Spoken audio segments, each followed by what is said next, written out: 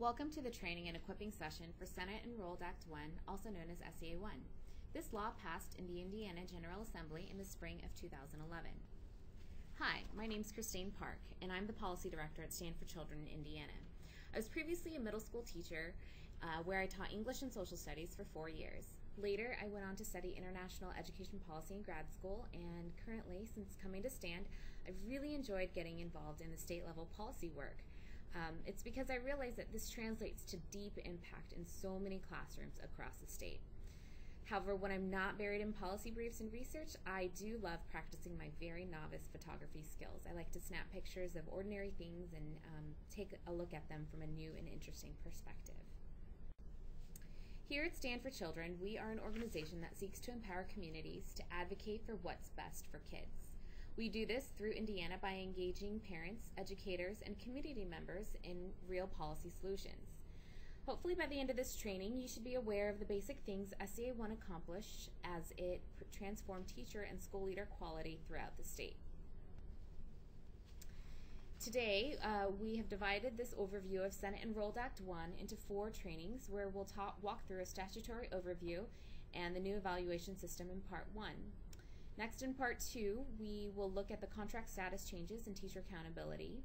And in Part 3, we'll look at the compensation models and parent accountability measures. Finally, we'll conclude with the implementation timeline and opportunities for getting involved in Part 4. We will also address frequently asked questions as they pertain to various parts of the training. First, let's start with the basics.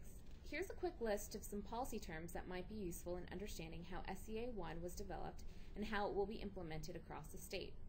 The bill, SB1, has now become law, SEA1, and based on the regulations or rules adopted by the State Board of Education, the Department of Education will issue guidelines that districts can use in creating their own evaluation systems. The pilot program, which you may have heard about, consists of 6 school districts that will fully launch the evaluation system this year. This includes 3 that will develop their own system and 3 that will use the IDOE created system. It's called RISE. SEA1 essentially rewards excellence and promotes opportunities for teachers and school leaders across the state. It changes evaluation systems that strengthen teacher and school leader performance and provide meaningful opportunities for professional growth. SEA1 also rewards and honors the challenging work of truly effective teachers. It also establishes a pathway for teachers to earn and keep tenure. And SEA1 also eliminates harmful last-in, first-out policies, which now require that layoffs be based on performance first. Essentially, all new evaluation systems will be annual, include objective data, make use of multiple measures of assessing performance, and utilize a rating system of 4 effectiveness categories. All of these will be translated into meaningful feedback for teachers and school leaders that will inform opportunities for professional growth. Now let's zoom in to what the law says about objective data, multiple measures, and the 4 different categories.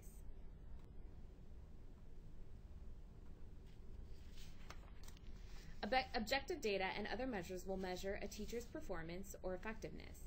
In a summative evaluation, teachers will receive 1 of 4 effectiveness ratings.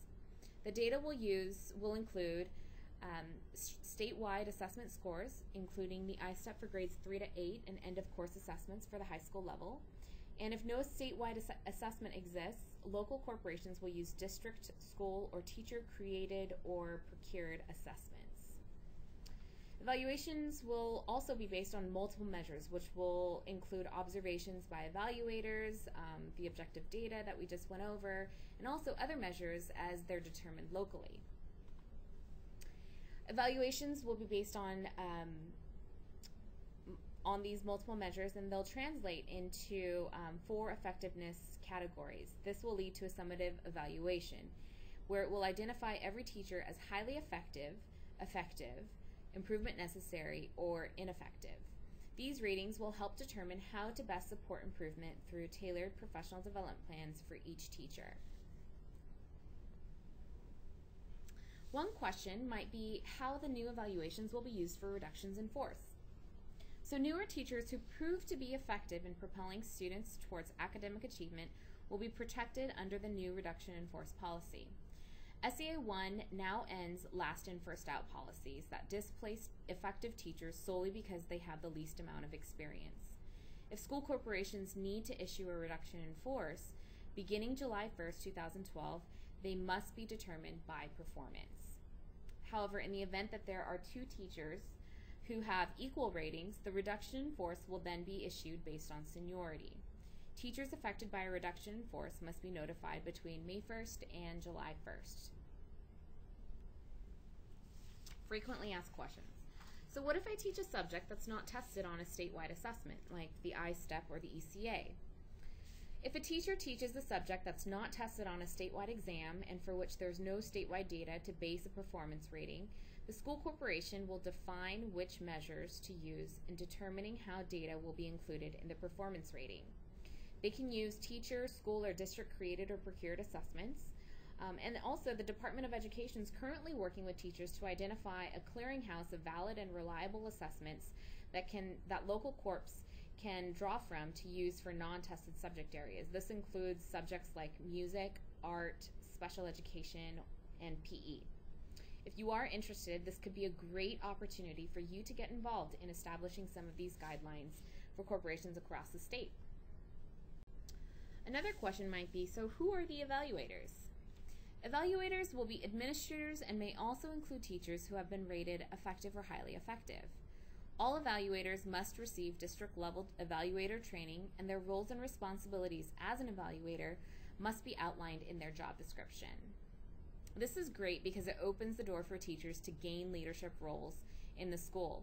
Under the new law, school corporations also have the opportunity to compensate teachers for this increased, quote, instructional leadership as an evaluator.